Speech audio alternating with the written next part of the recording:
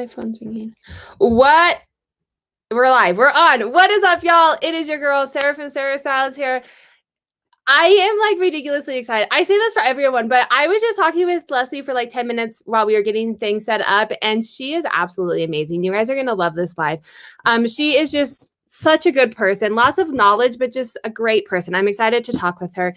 If you are new to my channel, I am a reseller on various different platforms, and then I also do data analytics. This channel and my Instagram are dedicated to data analytics to help you figure out how to hit your monetary goals, figure out what is working for you so that you can reach your goals. I have 2 analytical dashboards for sale on Etsy. The link for those down below. If you're watching this in a recording as well, make sure to subscribe to this and hit a like if you like content like this. So without further ado, I'm going to bring on Leslie. She is Leslie, A Resellers Passion, on Instagram, YouTube, all the places. She's going to tell us too. She does all the things, y'all. Like, she's like, and then I also started this and this and this. She does so much stuff, and she does it so well. If you are not following her, you have to go follow her. She is just such a great person in the community, and just she was telling me about some other projects that she's working on that aren't even reselling. She's just an amazing person. So Leslie is here. She has been reselling. I didn't print off your bio. So I'm actually going to, it's been a little chaotic around here with home. I'm now a homeschooling mom. We are remote learning now. So yeah, that's fun. What is up, Tori? What's up, Nick? Bill? Hey, friends. So it's been a little chaotic. So I don't have your bio. So I'm going to actually let you say a couple of things just so I don't say it wrong. I mean, I know a little bit about you, but I don't want to say it wrong. So tell us a little bit about you, how you got into reselling, and all that jazz. Okay, I'm gonna try to squeeze 50 years in a yeah, minute. Right. My name is Leslie Tucker, originally from Philadelphia, Pennsylvania. I currently reside in Newark, Delaware, home in the University of Delaware, where the main people have the virus. So I am married to Thomas, who is Partial Dude X. We have a blended family of 10 children. He has 5. I have 5. That makes me tired just thinking about it. It makes me tired too, girl. Granddaughter who's 6, and then Thomas has 3 additional grandsons. And I am by trade a professional baker, a crochet designer. And my last job here in Delaware, I was a lead or supervising lunch lady. I've been a manager of many restaurants, and I'm still certified, so I can work if I choose to. It'll be 4 years this April that I've been reselling on the Poshmark app. Okay. And so you sell on various platforms. I mean, I've been following you.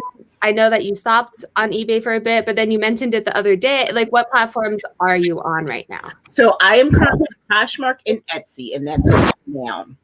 Poshmark. I give up eBay. I do give up eBay, but what I want to tell people, do what works for you. And then I will tell you, I have a lot of experience with eBay, because when I decided I wanted to become a full-time seller, I've been home a year and a half.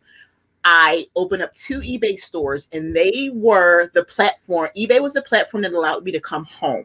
So I worked eBay. My husband's been selling on eBay for 15 or more years. So for people who think that I have a hate for eBay, I don't. I have experience. So then I've made a decision that works for me and what fills my spirit, and it's Poshmark and Etsy. I was just getting a little too stressed with it. So I just made a decision that, you know what, I've made enough money. My goal was to come home in 6 months. I was able to come home in 3 months after saving. I saved emergency fund. I set up 3 accounts, worked my butt off 80 hours a week, and I was able to send in my letter of resignation. So you are like a born hustler. We were talking before this chat about all of your experience before that. But I want to know, and it's not hate, like I don't think there's hate, and I absolutely agree with you. There is. So Leslie has a ebook that she just put out, and I was reading through it, and I did not know there was that many. One of your pages is like 25. I mean, there is like a ton of platforms out there. Yeah. And so you have to pick what works for you. Yeah. You can't possibly, and maybe you can do all of them, and that's what works for you. But I want to know, and not in a negative way, but why you decided to go with the platforms that you went with and gave up the eBay. So I'll start with eBay first. eBay really, to me, was the no-brainer was the fees with eBay. And for me also with eBay, is with any platform, you have to kind of feed it. Like I call eBay the beast, where you have to constantly feed the beast. Whereas Poshmark, I don't believe you have to list every single day. That's just how I feel about it. The social aspect of it is enough to move your items. Poshmark just wants you to give it love, if you think about it like that. eBay, you got to go serious with eBay. You can't just put your stuff up there. You have to list about 20 items a day or something like that in order to see some movement. I mean, they do have like offer to watchers, and you can drop your prices and things like that. But I just feel like eBay. So you think eBay? So I had an eBay live last night, and you popped on a little bit. You think eBay, the most important thing is listing every single, like that is what is getting you. I think listing every day, and and the reason I know that is because that's what my husband does. Yeah, right. And that's what I've heard from most people. Yeah. He and when I first started reselling, I didn't mention it. I was just doing it really casually. I was just doing it, and because I wanted to spend time with my husband. That was the whole reason why I started. He was retired. Let's do something that will build our relationship. That's why I started, because of him. People think it's the reverse. And then we were able to go source and have lunch together, have breakfast together, and it just brought us closer, and we have something in common. Business is too separate because he has a different set of a thought process than I do. I'm more women. He's more men. Rugged. He does a lot of shoes, right? Yeah. Shoes. Does he do shoes? I feel like you told me a lot. He has 1,000 pairs of shoes in our basement. Yeah, I thought you told me that. So he has racks and racks and bins of shoes and things down there. So he sells mostly men's shoes, and he's just started getting into women's fashion the last 3 years or so, and just kind of playing around. Like, he really doesn't know brands, because he'll come home with probably like 20 pairs of shoes and say, pick what you want. And I'll take some shoes. And he's like, that's not going to sell. And I'll come down and tap him on the shoulder. Sweetie, I sold these boots for $100. And he'll go, what? So he's more the men rugged and kind of playing around with women's. Yeah. Women are kind of hard. And I feel like, I don't feel like it's hard because I've been a woman my whole life, right? Because my husband will do the same thing. He's like, that is the ugliest thing I've ever seen, Karen. I was like, watch, this is going to go real quick. And it's nuts. But there are some really ugly things that you don't have. You have to know what ugly is. Really. Sure. Especially when you're looking at vintage too. You're like, do you think that's going to sell? But then you never know. You go and comp it. You never know what people. That's why I like going to the bins, because I can pick something up and figure I paid like 50 to 80 cents for it, and say, let me comp it and see, get it home, and it sells for really well. So do you shop mostly at the bins? See, I have a whole list that I haven't even gotten into. I figured we were going to do that because we were all just going to chat for an hour. So we do. Okay. We do. 95% of my shopping is at the bins. And this is the funny thing. When Thomas and I have always been thrifters. That's how I raised my children at 5. And I went through some economical challenges. So my children grew up in the thrift store. It was no second thought for them. And I wish I knew about reselling, 20 years ago. But you couldn't really do it. You couldn't really and then eBay started kind of coming on slowly, but that's when I was going through some challenges in my previous marriage and stuff. So I really didn't have time for that, but I do kind of wish. So they were already used to that. When I met Thomas 8 years ago, now 8.5 years ago, the outlet was moving from the city of Wilmington to Newcastle, which is only 15 minutes. So literally we've been shopping at the bins for 8 years. Yeah. And my children, the year that we moved here, they loved it. My girls were all home. We had 6 girls between us that were home, with 7 of them all together. And we would just give them. Oh my gosh! Yeah, your poor husband. Oh my gosh. We give them a cart.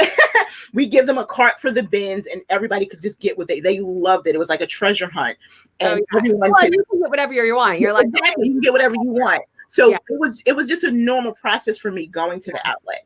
And so even a few months ago, I was doing a live on Instagram, and Thomas could hear me. And then as soon as it was done, he knocks on my office door and says, "Sweetie, what's the bins?" And I said, well, that's what we had been going for 8 years. See, I was like, the bins was something I learned from the reselling community. So the bins, Thomas is there probably almost every day. And he said, I'm going to tell you guys who else is on. He said, I could never cheat on you because everyone knows you here. He says, you're Leslie's husband. You're Leslie's husband at the post office, everything. So I think it's like really cool. That's funny. Well, and you notice especially at the bins, and even I do a lot of retail thrift stores, but you start to see like this, like you can tell who resellers are, especially at the bins. Most people at the bins are resellers, but it's like a little community. Like I usually go on a certain day at a certain time and you see all the same people and you're like, hey, how was your week? Yeah. And, all of that. And then the same, I do post office pickup just because I have little kids and I don't want to take them to the post office because that would take me like an hour and a half. Oh, believe me, I remember those days. Yeah, with my 2-year-old. And then like this is why they're doing the isolation right now, because 2-year-olds lick everything. Yeah, like, they do. They pick stuff up off the ground. Yeah. Yes, it's gross. It's like, well, you guys are always sick. It's like, yeah, because my 2-year-old licks everything. Like you can't. Anyway, that's not the purpose of this. But on that note, I did want to touch a little bit on kind of what's going on and people having to stay indoors. I don't know if stores around you have closed down, but I know a lot of places you're not able to source, and we need to bring in income in. I mean, you're a full-time reseller. This is what you do. So I don't want to get political with things so much, but this is the life that we're living right now. Any tips and tricks of things that you're doing to help get that income coming in as things are changing? Well, my routine is really almost the same as it's been, in addition to some other things, and I'll talk about those in a minute. My sourcing, I'm really strict on my sourcing. A lot of people don't believe it, but I don't like to shop. I never have. I'm not that fashion girl. I'd rather go to Walmart than Macy's, pair of jeans, Converse. So I'm not big on shopping. So that was the hardest part for me when it came to reselling. Thomas, he shopped for me the first year. I just told him, give me some women's stuff, and whatever he brought home, I sold, and you can just imagine some of the stuff that was coming in the door. So that is really weird because most resellers do it for the shopping, and then they're like, oh, well, I guess I should make some money at this. Well, remember, I started because I just wanted to spend time with him. Yeah, right. I worked the job, so he would source during the day, and then whatever he brought home, that's when I would kind of like process it, and we would spend time together and take photos and things like that. So I am really strict with my sourcing. I do a lot of relisting on Poshmark. Now, when I first started, I was doing eBay, remember? So I did a lot on eBay, and it was easier because I could take whatever he gave me and just sell it.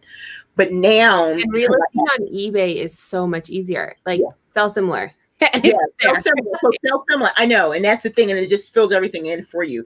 Poshmark, listen to that. But then, so I do a lot of relisting. 65% of my sourcing is relisting. So I sit several times a month and I relist, and it gives me a chance to figure out what I want to get rid of or whatever. So that's really important. And then I only source about once or twice a month. That's how because I have access to the bins, I try to get a lot in that amount of time. And it's not because I'm like being frugal or anything. I just don't know what's going to happen. Little did I know, I prepared for what is going on now, where I would go get enough things to keep me sustained. So I have a lot of products, and then if I need some stuff, I can get some stuff from my husband, But then the other thing that I'm doing is branching kind of a lot outside of reselling, but it's still things that resellers could do. Of course, I have the ebook. If you want to do something, if you have knowledge, friends, create some digital products. It doesn't have to be an ebook. Sarah can tell you, she has her dashboard. There are other ways to make money than to just resell. I would love to get rid of product, so I have an ebook, and I have recipes, and I have all kinds of digital products. I just started adding a couple boutique items. Boutique. So buying like wholesale?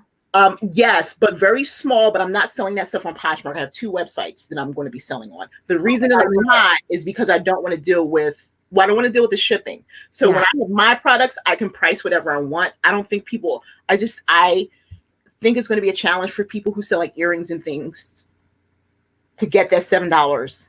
I've been telling people to bundle things together. So you have to. A lot of people I know who have those is solely to have bundles. We do have people. I'm so bad at this because people are joining us, and I like go into our conversation that I'm not looking at the comments. So let me just breeze through these. I don't mean to cut you off. Ashley says you are her spirit animal. Girly girl. So Bill, Corey's husband, says with you, Leslie, getting there though. Ashley loves thrifting and shopping, but if I'm actually shopping for myself or my family, I would definitely go wherever is cheaper. And so I grew up as a family of 6, and we grew up thrifting. Similar story. Leslie's out there conquering the world. She absolutely is. True. That's my husband who's on. He said that. She's a boss. Ashley Jackson, it's really hard to sell the earrings and stuff on Posh. And she said she's looking into digital download stuff. And so we were chatting a little bit about this before. You do all the things. You just start doing it. We live in a world where like I started YouTube. I didn't even have a YouTube account before I started YouTube. And you can just do it and learn. But do you have any tips for people like Ashley's going to start looking into downloading stuff or things like I'm looking for my charger because my computer's about. No worries.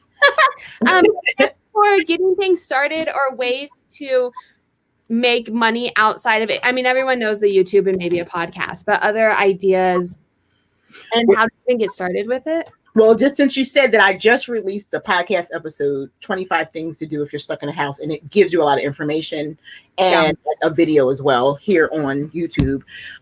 But there's so much. This is the thing that people forget. They forget to tap into their own potential. Like Tori, I love what she's doing, sewing, needlepoint. But I used to be a crochet designer. Like for 8 years, I made a lot of money making hats, gloves, and things like that.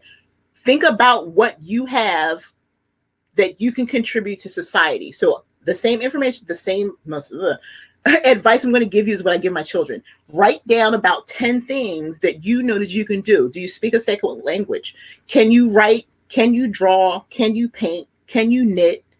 You don't know. Can you do pottery? Something that you did on the side, and then you had a family and you had to go to school or whatever. So that stopped you. Now you're home. Your boss just said, we don't need you for a month. What is it that you can do to start making some money right now? There are also websites, Teachable. There's a couple other more. I can just reach out to me. I can give them to you where you can create your own courses. If you're a teacher who's home, and let's talk about a teacher that probably doesn't even have any children, so they don't have to teach anyone at home. They don't have to worry about the homeschooling aspect, but you already have something to bring to the table. You may not want to teach the English that you're teaching at school, but you have another skill. You already know how to stand in front of a classroom and deliver a lesson. So and that's a big thing. So I went to school to be a teacher, and I didn't end up doing it. But I mean, you learn to do that, and teachers don't realize that like not everybody knows how to do that and how to like build content so that people can understand. And in the reselling community, like you can get all of this information for free. You have YouTube channels, but people will pay to like, okay, I have 30 minutes. What can you teach me? And you have a lot of information. I wrote an ebook and it's selling. So and it's amazing that y'all like, I've gone through, and it's great because I mean, a lot of the information is things that like I could search for on the internet, or I could scroll through Facebook pages and learn it. That it's taken me a year and a half to learn half of what's in your book, where I would have absolutely like, or taken a course and stuff. And I think there is some stigma and this is why I'm saying it. I've heard some stigma in the community, like don't charge for stuff. It's free. Charge for that. Like I am still paying off my college degree for learning things. Like, if you have knowledge, charge for it and tap into what you have that you can share. And I want to piggyback on this. That's probably the only thing that makes me sad in this community is that people think that you shouldn't charge for something. Every other business is charging. Every other niche, every other brand is charging for the knowledge. Every time I go on somewhere, it's buy my course. I can teach you this. I can do that. Why shouldn't the reselling community? Now, the issue is it could be some of the things that they're trying to sell. But my thing is, if someone wants to buy what you have, sell it. Yeah. The people who are fussing, they don't want it. So don't worry about that. But one thing is, I never worry about somebody else because my money's not in their hands. They're not paying my bills. I only answer to me and my husband. And I've been that way since I've left home, that no one puts their hand in my pocket. So you figure out what works for you. Don't let anyone stop you. If you have something to teach, just like Sarah said, if they want the knowledge, because it took me hours and hours to kind of go on and look for the information. I knew a lot, but I don't know everything. Sarah and I were talking about this when we got on. There's a lot that we're not going to go. I'm only Leslie. I'm a grain of sand in this world.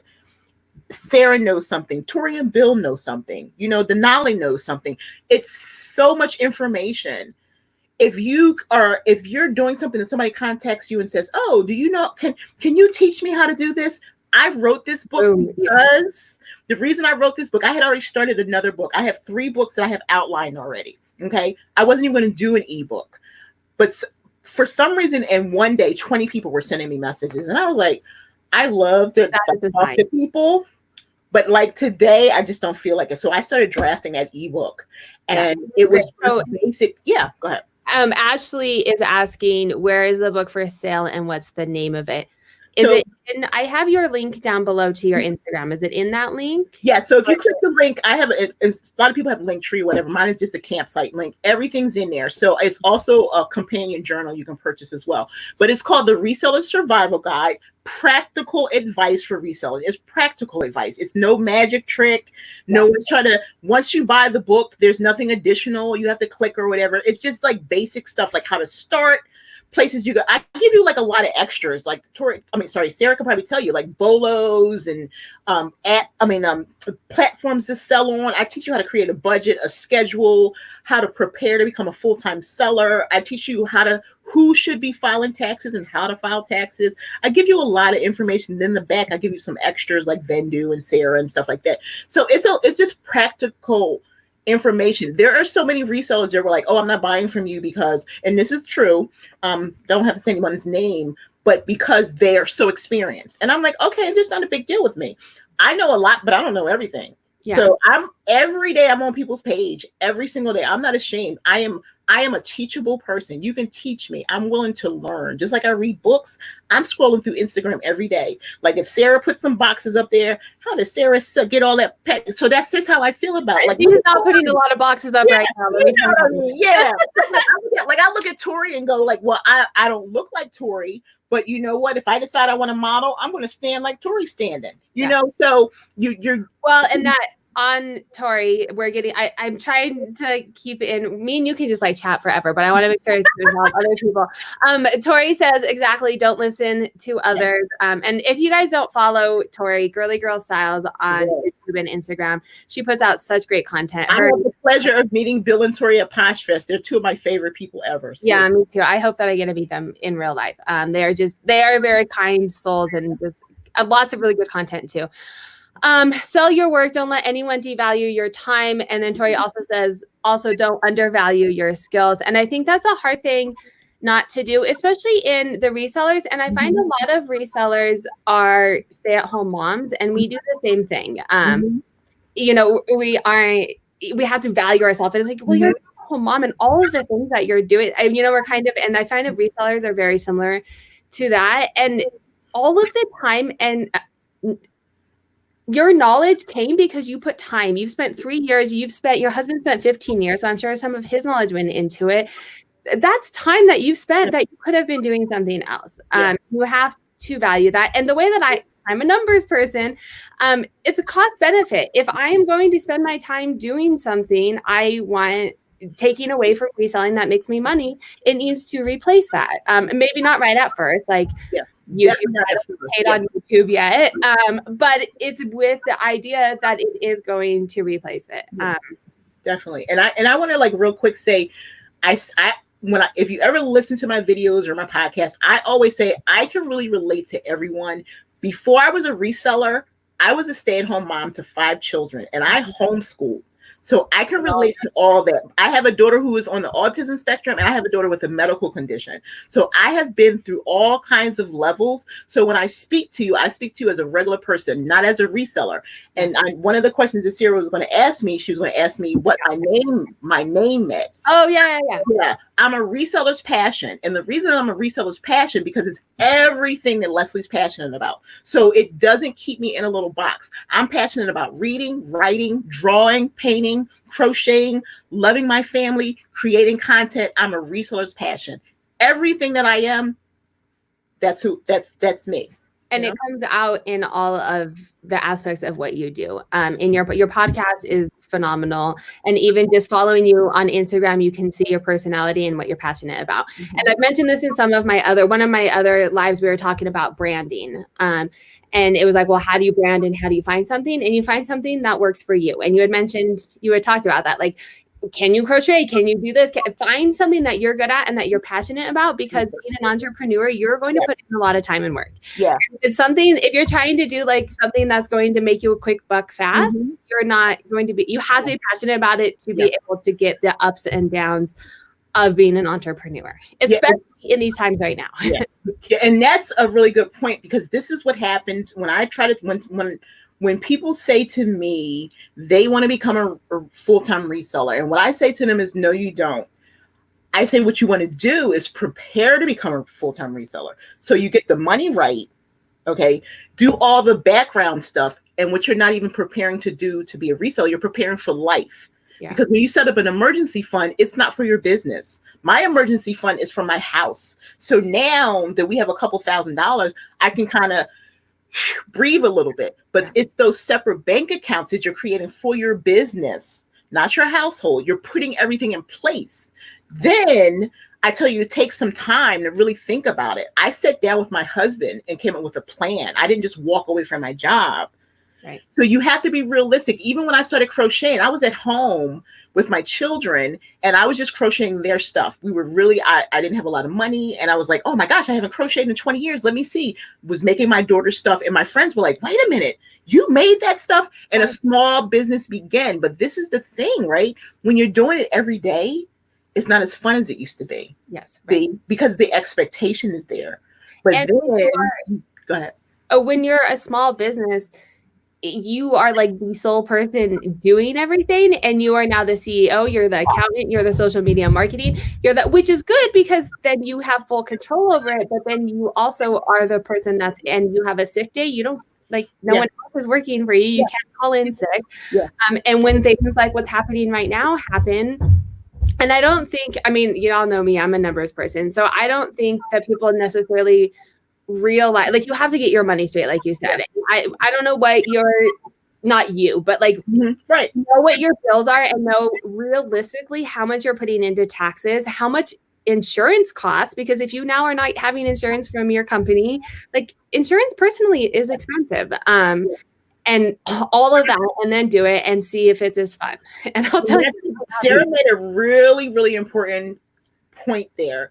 When I left, and I'm honest, and I tell people this honestly, I don't come from the perspective of I can do this business because my husband's home. I don't really like when people say that, because it kind of takes away from the other person who can't do that. Oh, I'm just doing this for fun because my husband's home. I used to tell my ladies in the group, that's okay, but don't say that, because it's affecting people in a way like, oh, well, I'm working hard over here as the stay-at-home mom, but you're like, yeah, I'm chilling, Yeah. Everyone has their why. So if you just say, I say honestly, if I didn't have Thomas, I probably wouldn't be this far in my business. When I walked away from my job, I walked away from dental and vision, but Thomas already had the healthcare, which was the main thing. I'm okay. I wear some dentures if my teeth fall out, but if my health, I need that. And because that's what I used to do years ago, I used to be a medical examiner, claims examiner. So I know what goes into having healthcare. It's really important for those who can't get it. I hope that something comes in the future that you can. But that is why I was able to take that step, because I have a daughter who has a medical condition. She has a shunt. I have to have her insured, so it's really important. Yeah, there's no way. So I have been doing upcycling on and off for 15 or 20 years. It's never, I guess I'm kind of a full-time reseller now, but I don't qualify myself as a full-time reseller because I'm not making an income that would sustain my family. Because you can't, to be a reseller and make enough to do health insurance for a family of 5, no, I'm not making that much. Yeah. I am putting in more than full-time hours. And so if that's what you want to consider it, but there's just lots of things to consider when you're doing this for sure. And I don't even know where that started. I haven't even asked one question, Leslie. We're 30 minutes in. It's still knowledgeable. We're having a really great conversation. Oh yeah, no, I knew it would be this way. So, but I just wanted to have questions just in case. So we talked about the platforms that you sell on. I wanted to ask you, so on your Instagram, you recently posted that you don't do offer to likers anymore. So I read the post and stuff, but talk to me and the peeps watching about kind of your theory behind that. And so I'm always going to talk about Poshmark in such a positive way. And a lot of the content that I put out, I do it specifically so people can have conversation more than anything else.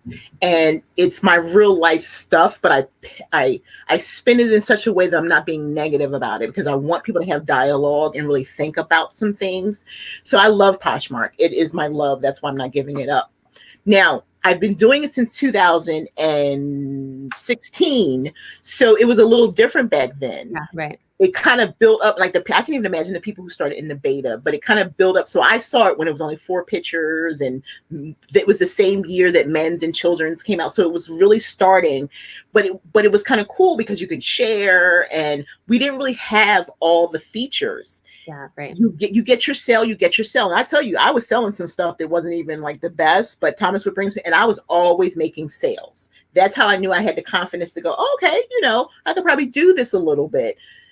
But it changed so much, I think, that closet clear outs and all the things, it's the expectation that we should send an offer. That now that someone likes it, we should send an offer. Now that someone creates a bundle, we should send an offer. I think, nothing against my customers. I've been in customer service for years, online, offline, internal, external. I believe in servicing my customers, but it does, after a while, kind of get to you when you're like, oh, the only way I'm going to make some money is to send them a discount. Well, Poshmark puts it in your face. I was talking, maybe with Tori, I was talking about this, but it's like, Tori and Shop Foxborough. I don't know if you know Brittany, but we were talking about that, how it is like constantly. Yeah. They've been closet clear out like I don't even pay attention to when they do it anymore. No. And I've never dropped my prices for closet clear. I've done offer to likers, and if you go back to episodes in the podcast, I have talked about, and that was way on. That was probably like last June. I talked about offer to likers, like, oh, I set this weekend and I did offer to likers. One, I would only probably do it like once a month. That made more sense than every time somebody, I'm like, believe my philosophy, if they want it, they'll take it. I'm going to have 40 likes sitting there. I don't, as soon as somebody likes it, I'm not sending offers. As soon as somebody bundles, I'm not sending offers, because I'm like, if they really, really want it, they will buy it. That's just my mentality. I've been in business. I've been making sales. So I feel that way. And it was like bothering me a little bit. Now, if someone sends me an offer, of course, I'm considering and taking that offer. All the sales that I made last week, I made 4 sales last weekend, and 2 of those were full price, but then 2 were offers, but only like a few dollars off. Wow. That I appreciate so much, but I kind of felt like I was like chasing people, Like I almost feel like I'm so thirsty, like trying to get. Yeah. And it's like and then what I also tell people is, I don't take away from the fact that when I started, I was straight up hobbyist. I was literally giving stuff away because I really just was doing it as a hobby, no business, nothing. My husband was, but I was like, we're dating. That's all I care about, Yeah. And I could pay for my daughter's lunch account. She went to a special school, so I had to pay. I worked in a school district where it was free lunch, but I had to pay for her. And on Friday, I didn't have to feel guilty about going to Wawa and get myself a coffee. And that's the story that I tell, which is the truth. So the money wasn't as important, but once a lot of people on Poshmark, in the data analytics that I've done, and looking at different things, I think that is very much the Poshmark community. It's not like where eBay, you put the time, like you see a lot more. Full time, this is my business, and not to say that there aren't business people on Poshmark. Of course, but it was more of like a hobbyist. Like I just exactly, and that's what I try to in the community. Why I try to be that soft voice, but in a motherly, nudging way. Like, stop pretending and stop being so mean now to your customers, or being mean in the community where we all started from the beginning. Somebody told us about this app. My sister told me about this app. My husband bought me some stuff, but other people's stories are they pulled stuff out of their closet and they were selling it. Now they're like, oh, I'm a business. But last year I wanted $20 for this pair of boots, and now I want $100 for this pair of boots. And I can't understand. And I'm like, well, when they started it, it was to pull stuff out of your closet and sell it. And someone said, oh, wow, I can make some money. But now it hurts me when people are like, yeah, I gotta, if you can be successful with your business, I want you to be. But people who are new are going to see this, and how do they take it? Because not everyone wants to make money. There's a mommy who she has a budget. She and her husband figured out, and she only needs to make $200 extra. So her selling her stuff at $10 an item is going to help her make that $200. So why would you say, I can't believe people are charging $10? And I come right out and say, girl, you don't know my husband will be some dance goals, and I sold those for $5. Yeah. Yeah. And that's your prerogative. That's who. Exactly. It just, something is flawed in your business model if you have to put others down to make your business work. Look at what they're doing and that's what's working for them, and figure out how to change what you're doing for everyone. For you. Yeah. On the final say. That's what I say. It's worth what the customer actually paid for it, not what you think it's worth. Yes. So if it sold for $50, that's what it was worth.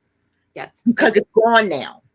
And I say that a lot, and I say it a lot if I get it, there's certain things that I will hold out for knowing the value. But then if I get an offer 2 or 3 times and they're around the same price, I don't care what the comps used to be. That's your market value now. If I'm getting multiple offers on that, I want that bigger price, but that's not the market value right now. Of course.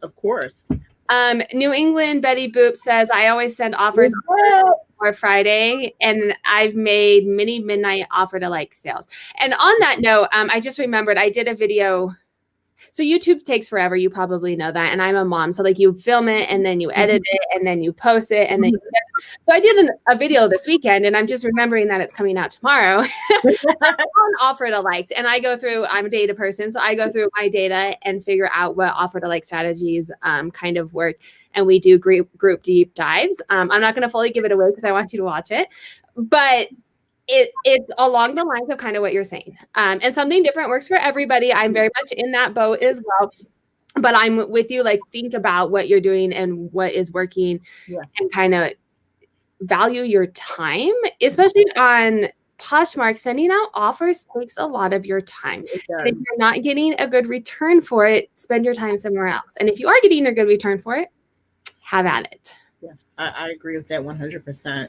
Yeah. All right. So let's talk social media. You are a boss. You have all of the social media things out there. And so Instagram, I just have a playful envy for anyone who has the swipe up feature. And I know that you do, because you posted today straight to the link, and I was like, oh, I can't wait. So talk about, because you have only been on Instagram a year and a half. Yeah, right? I started as myself, it was actually my personal account. So 2 years ago, it was my first and middle name, Les Dene. That's what it was. And so then in October of 2019, I changed it to Leslie's Fashion Boutique, because that was what my Poshmark closet was called as well.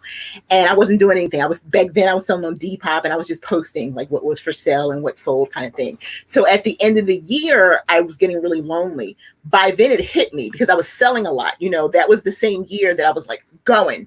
And 2018, sorry. That's when I was going and going and going. But then all of a sudden the end of the year got there, and I was like, wait, I don't have any friends. I don't know anyone. I'm so lonely. You would literally be in tears sometimes, because for people who've worked a job, when you leave, you realize that people really weren't your friends. They were just your associates and coworkers you may have had a drink with.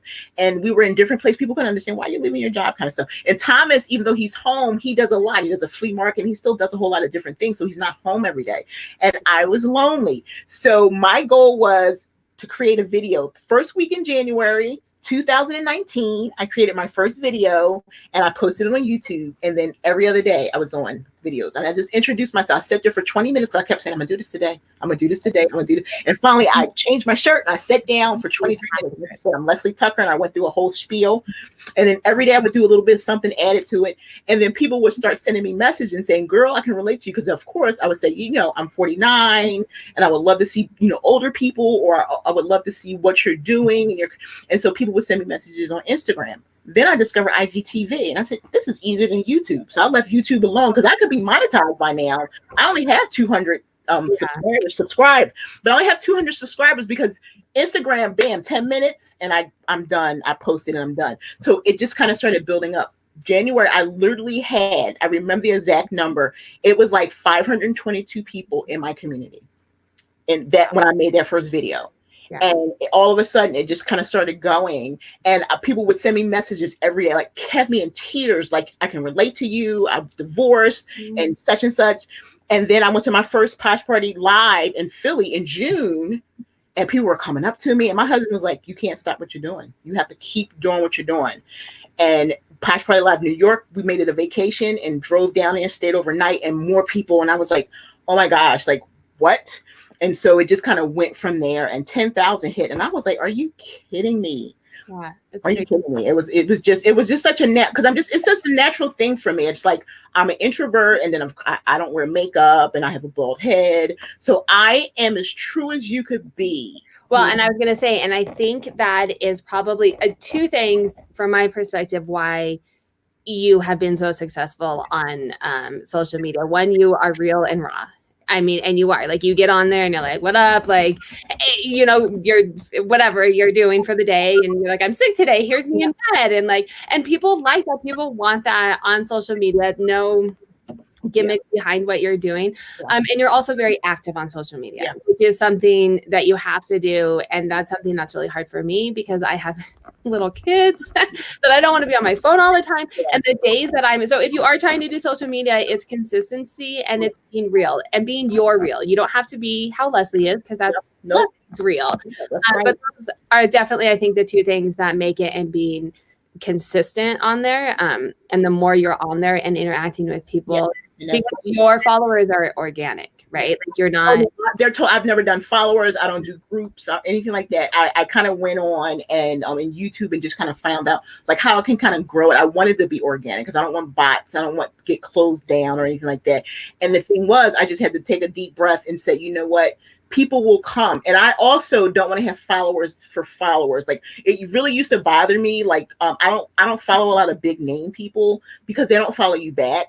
The one thing that people don't understand with Instagram, it only lets you have a certain amount. It's only like 7,500 or something like that. So when you see me with almost 15,000, it's not because I don't love you. You know, right.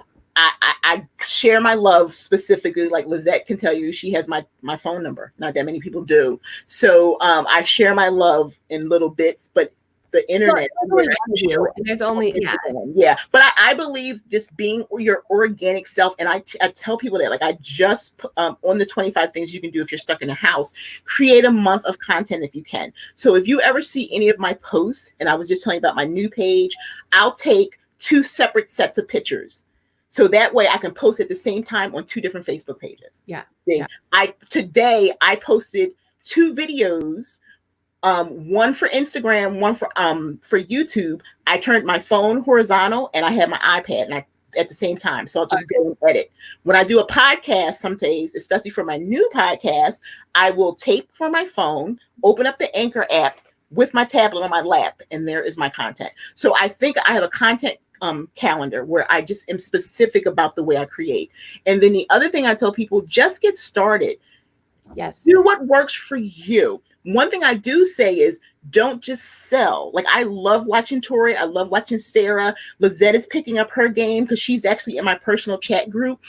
You don't have to show yourself. Like I used to tell Patricia, every time she come on, all I see is her cute little feet or her phone. And I'm like, if that's what you're comfortable with, then go with that. But they see that you're in the car with your husband and you're on the way somewhere, that you're doing something for real though. Your children are home and they're sharing for you on their, spring break or whatever. Yeah. So it's real life stuff, and that's what, because everybody thinks it's this big thing. It's not. It's do what works for you, what you're comfortable. A year ago, I wasn't doing this. That's what people don't understand. I was like trying to figure my way around. Well, and I think you hit the nail on the head, and you said it with YouTube too, because I get people too that are like, I'm so nervous to start YouTube. I'm like, you just have to do it. Yeah. And your first video is going to be awful. And the second one, but that's how it works. Like you learn and you grow. And Tori I didn't get a chance to watch it because we're in everything that's going on. We're also trying to buy and sell our house right now. So our life is just chaos. But Tori just did one where they watched their first YouTube video, and I'm going to go back and watch it, but like you learn and you grow. And if you don't start, you're never going to do it. Yeah. And I have never had a negative. I'm thinking to make sure this is true. If it wasn't negative, it didn't hurt. Like don't remember. I've never had a negative comment. Your husband is super cute. He's super cute. Sarah is awesome. Totally my crush. I love it. I hope so. Otherwise, yeah, problem. We get along. That's how I love my honey. What was I forgot what I was going to say. I had a thought. You want to meet him. So if you guys watch he distracted me. My husband wants to be Insta famous.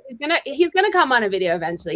Maybe he'll come down. Well, that's what happened with Bill. It was just like, Bill. I know what I love Bill and Tori. He came up off the floor and they just did their year. It's been a year that he started doing. I love their whole story. It's an episode of them on the podcast, so if you haven't listened. But yeah, it's like they're fun. Okay, sorry, so New England Betty Boop says, hey, she's Lisette. Hi. That's who you're referring to. I've heard wonderful things about you from Leslie and Tori. Oh, that's sweet. I don't have to. Let me, because I have mom brain. I am not. So this is what I was gonna say. And I love what I do love about social media, if you use it correctly, it is so for your benefit, because I talk to people all the time and I tell them, that's why I'm always so overwhelmed. I didn't know any of you last year. And that's the humbling part of it, is if you stay humble, if you stay pure, if you stay organic, and you stay true to yourself, wonderful things could happen. I didn't know a single, look, I'm almost in tears. I didn't know a single one of you. Mm-hmm. And my community and my heart is so full every single day because I get the pleasure. Like Sarah and I didn't know each other until I reached out to her. And now the funny thing about it is, it's like the same names you see all over. And it's just like and I'm like, wow, we didn't even know each other, but now we do. Yeah. And I just love that it's just been so welcoming.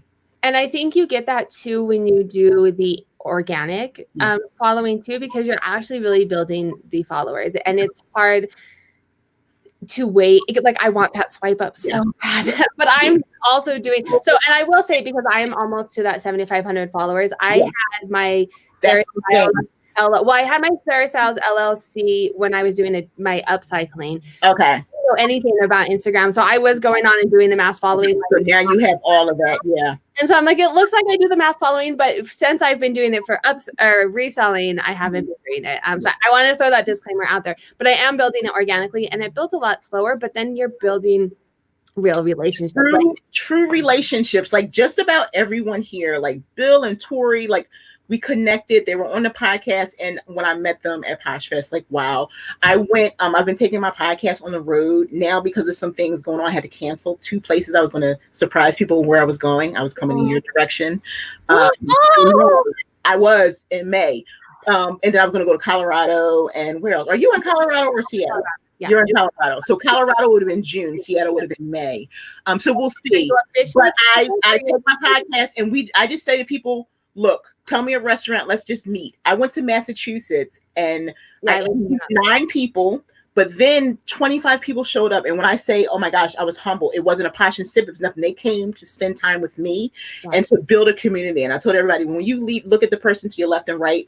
Now you've made some friends and connections. That's how I met Lizette. Like, she and her husband, Andrew, came out and they were on the podcast.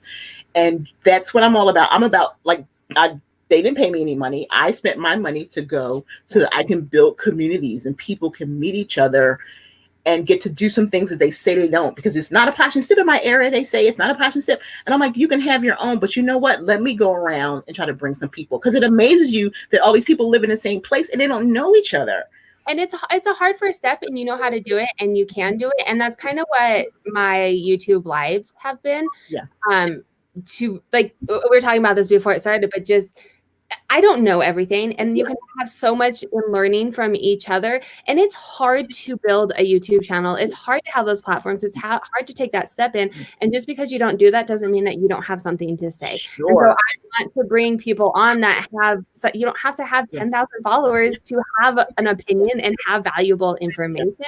And that's why I'm doing these lives. I do have people on there that have 10,000 followers and have information. Yeah. But I've also had people on there who aren't even, like, one of the people on eBay, my eBay panel yesterday. She's not really on Instagram. She could care less.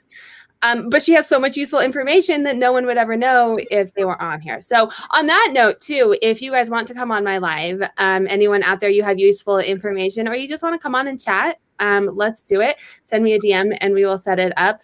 Life is a bit chaotic right now, though. I will say, the house situation, sure. Oh my God. I'm telling you, our house is under contract, And we are looking for a new house. And my husband went to the inspection today on the house that we put an offer on. Mhm. And he got home right as we came down to do this. So I am like cringing to know how the if we're actually are going to have somewhere to move. Exciting. Yeah, no, it's super exciting. It's just chaos right now. Okay, so let's talk a little bit about, before we started, we were talking about your new venture that you're doing. It's not reselling, but I think it's a very inspirational, and I mean, it really touched me. So I do want people to know about it. I want you to talk a little bit about the new venture that you are. Yeah, so a lot of people are already following me because that was kind of how I wanted to get at, the only way I could really kind of get a little bit of followers going.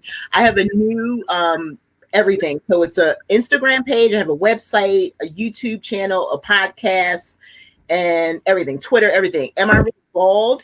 And people, at first, people thought it was, they weren't really happy. Some of the people who contacted me, and I said, well, it has nothing to do with you. Am I really bald? And the reason I called it that is because I suffer from a condition called alopecia. It's an autoimmune system, and it's scarring alopecia where the follicles fall out. It will never grow back again. And I kind of mentioned a little bit on A Resellers Passion, and I said, oh, people were like really receptive. So I said, let me see if I can do something else. And now I want to start advocating, but not only for me, but for anyone who thinks they're different. You know, regardless if you're in the LGBTG community, if you have been through some abuse or some challenges like that, I want you to see that I'm a weirdo and I've gone through some things. I was abused as a child. My brother died in front of me 3 weeks before my birthday. I have all that on the podcast. He drowned 3 weeks before my 7th birthday. I've been through a lot of stuff. And I want to share my stuff. And people send me, who don't want to be on the podcast, send me anonymous letters. It's stuff that makes me cry. They've been raped as a child, and childhood abuse, abortion, and all kinds of stuff. So I just want to kind of give back and do something different outside of reselling, and just to touch, you know, community, because I consider myself to be a community builder.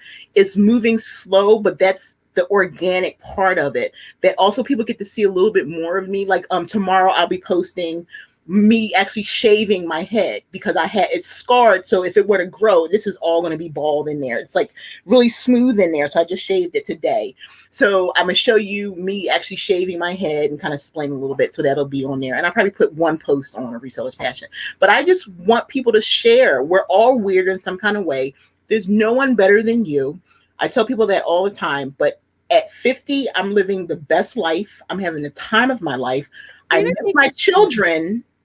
I miss my children because they're everywhere. My son's in Korea. Really, you know, he's making me so proud, but I'm also missing him 2 birthdays in a row. But if I can touch someone else, and the thing about it is, I'm just an everyday person. I love that the media is, you know, highlighting the women who are like famous and stuff, but just to see someone who's normal like me.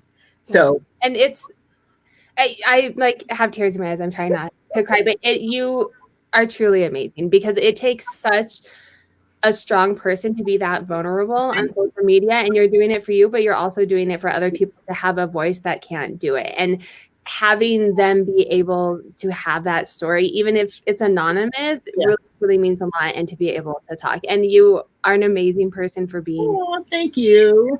Like, you brought tears to my eyes, because you're doing that for people that you don't even know. And like, someone said that, like my friend who had she had just lost her mother, and she sent me the letter, and she sent it because her mother. So if you listen, or even go to my blog and read it at resellerspassion.com, her parent was a narcissist, and she was saying, oh, I don't even want to talk about it because I don't want my brother to hear it. And so I'm telling stories. My family is still around. My brother's the only one that died. And like, you don't think your mother's going to be, I'm like, well, it's my story to tell. I'm not telling her chapter. I'm telling my story. I know, but that takes a very strong person. And that's because I got to get it out. Like when he died, I talk about, everybody forgot me. Like no one asked me how I was feeling. I was there when he died. No one asked me how I was feeling, took care of me, nothing. So it's like now it's starting to come out where, you know what, I'm 50. Who cares? That's how I feel. When it does happen with age. Care, you know? My husband is very much like, I can't wait until I'm an old man and I can just say whatever I want and no one cares. That's what my tell him my husband's 62 years old and he doesn't care about nothing. Seriously, you like, get these kids out of here, because I told you he's been a parent longer than me. Get them out. You know, we have 2 seniors in high school. Okay, bye. And I'm like, wait, I want to make sure I have a place for my kids to sleep. He was like, yeah, whatever. And I was like, okay, my babies. He was like, Very different people. They better stay at a hotel or something when they come. That's funny. All right. I think we touched on everything that I kind of quickly outlined, but if there is anything else, or if other people have questions before we wrap this up, if there's anything else that you got a quick question, 5, 10, 15, 20. Well, first, I really want to thank you for having me on, Sarah. I really appreciate it so much. It's been, I also just want everybody to just be safe. And the things that I talk about, Sarah and I, we didn't really touch too much on the virus situation, but what I want to say is all you can control is you and your environment. If you have children, just take care of you and your children. Do what you need to do. If you have extra to give, then give that. It's not selfish just to say, I want to take care of my family. It really isn't. But if you stay in front of the TV, if you stay on social media, you're going to create anxiety and depression for yourself. You can't control. There's only so much education you can get. And also listen to the scientists and the doctors. Don't get political about it because it's a whole different thing going on. You want to hear about the medical stuff. Okay. You want to make sure if you got a cough or a fever, or whatever, that you're not sick. But take care of you. That's why I take care of me and my babies. And that's all you can do. That's where I find peace at, because my son is in South Korea, and he and his well, he's a private first class in the Army. And the other day I woke up to his stories on Instagram where he had a gas mask on, and I wasn't awake. So you can imagine where it took me. Right. Yeah. Right. Yeah. And I said, well, let me lay down for a minute. I get up and they've got gas masks in a full body suit, and they're cleaning everything and spraying and stuff. So he's right in the midst of it. I just want my baby to come home in May, like he's supposed to come home. Yeah. So if I know that my child is somewhere where it is bad, then just imagine, how can I experience peace? Because I do. I woke up this morning and I'm just grateful. And, that's a mindset. That's the best you can do, friends. Yeah. And I think you have to, in any aspect, social media and the media in general is great because we have so much information, but you have to find your balance. And that's the other thing with my social media is I can't be on there all the time because it gives me anxiety. When I see all I'm seeing are all of these sellers selling all these packages, then I start to doubt myself and so I have to limit myself for just my job, but then also when stuff like this is happening, and everybody has a different tipping point. So, and that's exactly what I was saying, because I said, see, for me, it's like, you know what, I'm empowered by that, because I'm like, you know what, Sarah did amazing this week. Let me see if I can find one tidbit, in there. Lizette did a wonderful job. Let me see what I can find out what Lizette did. Yeah. What breaks my heart though is a lot of people don't share. It's enough. If I'm doing something, I'm gonna share it with you. Yeah. But that's just me. But so do limit yourself. Social media has built my business exponentially, so I'll stay on it. But the key is not scrolling through. Put my stuff on there and walk away. That's it. Well, and that's where for me the building that organic is, because I don't know how to say this and not sound. When I go through and I look at other people that I don't know, you start to compare yourself because you don't know them. But when I know you personally, I'm like, good job, Leslie. You did, rooting on, you can only build so many at a time, and it's more of that organic. But I do the same thing. Because I want people to know that I do the same thing. We all get in that doubt space. Yeah. But then what happens is I have to take a moment and say, you know what, Leslie, their why is different than yours. Yes. And that's where it brings the reality. I just go, you know what? Their why is different than yours. Sarah's a reseller, but she's doing something totally different than you're doing. So of course she's going to have different results. I haven't been reselling as much because I used to do a whole lot, but I'm building a different type of business. My brand is bending instead of going, straight up. Different values. Right. Yeah. And I think that's important to know and that's what, when I get the self-doubt, I'm a numbers person. I look at my numbers and I'm like, you're good, Sarah. Your numbers are really need to be compared what this person is doing. You're hitting your goals. You are doing what you need to be doing. So that was a great note to end on, I think, actually. And I don't see any other questions. It has really been, yes, it has been a pleasure to have you on.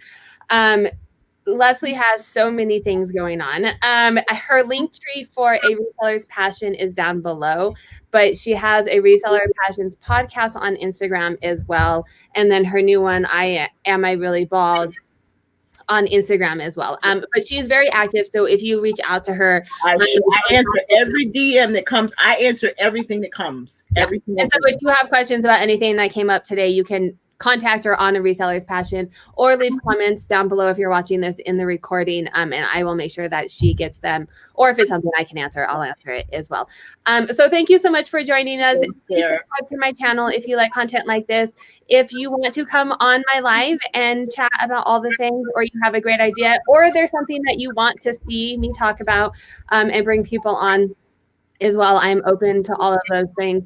Make sure to subscribe, give us a like if you liked this live, and stay safe out there. And I hope everyone has a wonderful night. Take care, friends. Thank you so much. Thanks, Sarah. Appreciate